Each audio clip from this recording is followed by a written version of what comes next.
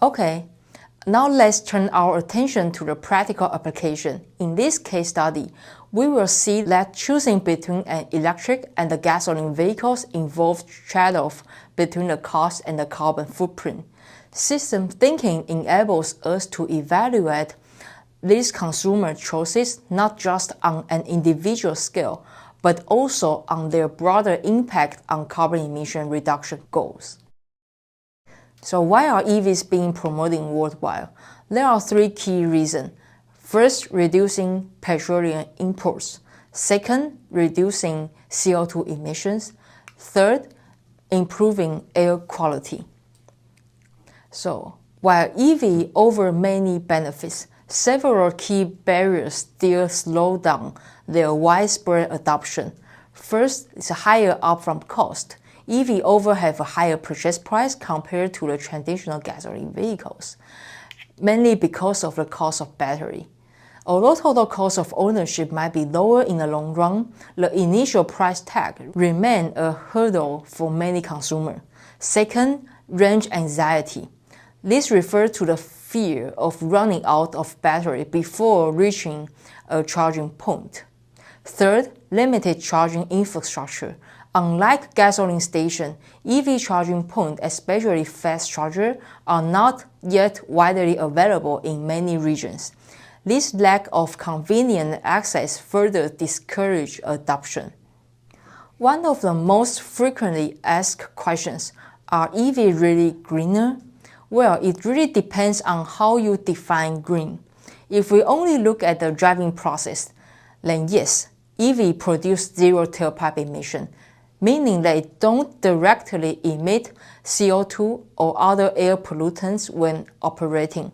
However, the story changes once we consider the full life cycle. This includes how the electricity used to charge the EV is generated. In many regions, that electricity still comes from fossil fuel, like coal or natural gas, which do emit greenhouse gas during the generation. So while EVs are locally clean, their indirect emission depends heavily on the grid energy mix.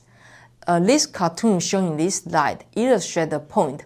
An EV that runs completely on electricity might still be indirectly powered by the coal-fired power plant. So while EV are a cleaner solution overall, real environmental benefits comes when we pair them with the renewable electricity resources. One way to determine the cleanness of EVs is through the life cycle analysis. And LCOE is commonly adopted to compare the life cycle environmental impact per distance driven among the different types of the vehicle technology. A full vehicle life cycle consists of 4 stages: vehicle production, fuel consumption, and end of life. If only considering the emission from the fuel used to power the vehicle, it is called the well-to-wheel WTW analysis or fuel life cycle analysis. WTW is divided into well-to-tank and the tank-to-wheel. WTT considers the fuel supply from resource recovery to delivery to the vehicle tank. TTW describes the vehicle from the tank to the wheel, meaning the use of fuel is the vehicle and the emission during driving. Moreover, since emissions from vehicle maintenance and end-of-life disposal are relatively negligible compared to the emissions from vehicle production and operation. Let's now turn to another common question. Are EVs actually more expensive than gasoline vehicles? At first glance, the price tag might suggest so. EVs often have a higher upfront cost, which can make them seem less affordable. But this price tag only reflects a small part of the full picture. In fact, many studies have found that EVs have lower operating costs over time, thanks to the lower electricity costs, fewer maintenance needs, and the government incentive in some places. Compared to internal combustion engine vehicles, EVs can save a lot of fuel and the repairs. To really assess affordability, we need to look at the TCO.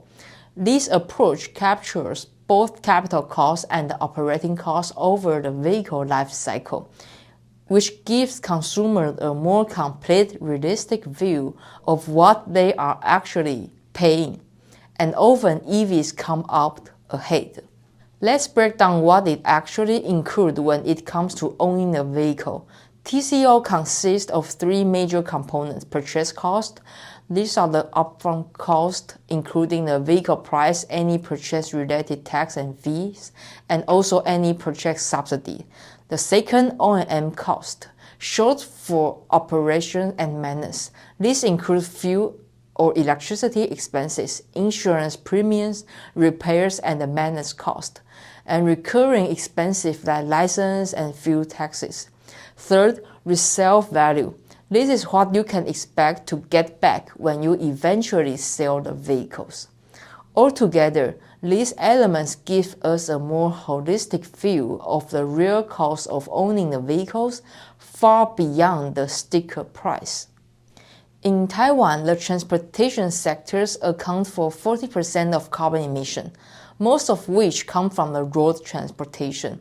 Taiwan has the highest scooter ownership in the world, with more than 610 scooters per 1,000 people, which is why we select Taiwanese scooters for our LCA and the TCO case study. The image in the bottom left corner shows the typical scene during the commute hours on Taipei Bridge, highlighting the importance of scooter as a vital means of transportation for the people living in Taiwan. However, the resultant local air pollution and the carbon emission are also the significant issues that cannot be ignored. To address the negative environmental impacts of traditional gasoline motorcycles, the government continues to raise emission standards and provide the purchase subsidy for new motorcycles, including the latest gasoline motorcycles that comply with Phase 7 emission standards and the electric motorcycles. In March 2022, the National Development Council announced Taiwan 2050 Net Zero Emission Pathway and the Strategy, which includes prohibition on the sales of gasoline vehicles nationwide starting in 2040, including the gasoline motorcycles or scooters. Let's now take a closer look at the unique charging and the swapping environment for electric scooters in Taiwan. There are two dominant models in use. First, battery swap model, which account for roughly 90% of the market. Under this model, user lease the battery through a monthly pricing plan, separate from vehicle purchase. Instead of waiting for the battery to charge, users swap depleted batteries for fully charged ones at designated battery swapping station. These stations are densely distributed across the urban areas, offering the convenience and reducing range anxiety for users. Gogoro is the key player in this space. Charging models, which account for about 10%. In this model, users may either lease or buy the battery. Charging can be done at public charging stations or even at home. However, charging stations are still relatively sparse, which can impact the convenience and adoption. Now let's take a quick look at some of the top-selling scooter models in Taiwan. Just to give you the sense of what's actually on the market, we have categorized them into three groups: gasoline scooters on the left. These models remain very popular among the consumers due to the price and familiarity. The second in the middle column, which is electric scooter.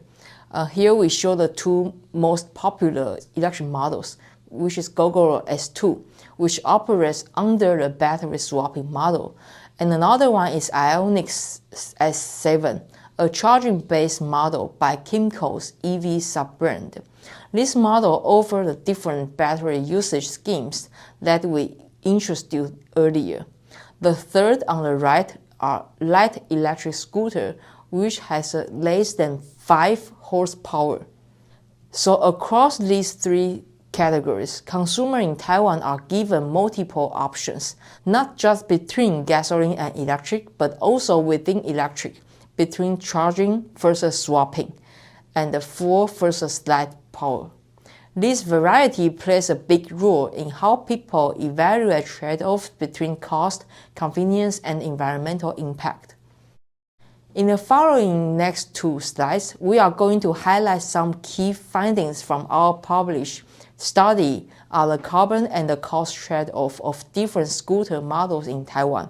If you are interested in the full methodology and the detailed result, feel free to scan the QR code on the right to access the complete paper. And this slide presents the comparison of 156 scooter models sold in Taiwan, mapping their TCO per kilometers against their life cycle carbon emission. Here we clearly see that the cost carbon trade-off occurs when switching across the different powertrain technology. Gasoline scooters cluster in the upper middle region, while electric models, particularly battery swapping ones, sit in the lower right corner, offering lower carbon emission but generally higher cost. Interestingly, within the same powertrain group, such as among the Phase 7 gasoline scooters or e-scooters, models with lower emissions also tend to cost less, meaning consumers do not necessarily face trade-off within the same category. For example, the Yamaha Jog stands out as a highly fuel-efficient and affordable internal combustion engine scooters, even nearly meeting Taiwanese 2040 carbon target. However, none of the gasoline models meet the long-term 2050 net zero goal, which is a benchmark only achievable through electrification and a decarbonized grid. Now, let's look at the detailed breakdown of cost and emission by scooter category. In the top one, we can see how gasoline scooters generate most of their life cycle emissions during the fuel usage phase, while e-scooters shift emission upstream, mainly from the battery and the electricity production. In the bottom chart, although e-scooters have lower emission, they come with the higher ownership cost, primarily due to the battery subscription plan. Even after applying current government subsidies, the TCO of e-scooters remain higher than gasoline ones, especially for models with the battery swapping mode. This underscores a policy gap. Existing subsidies are not enough to close the cost gap and encourage large-scale e-scooter adoption.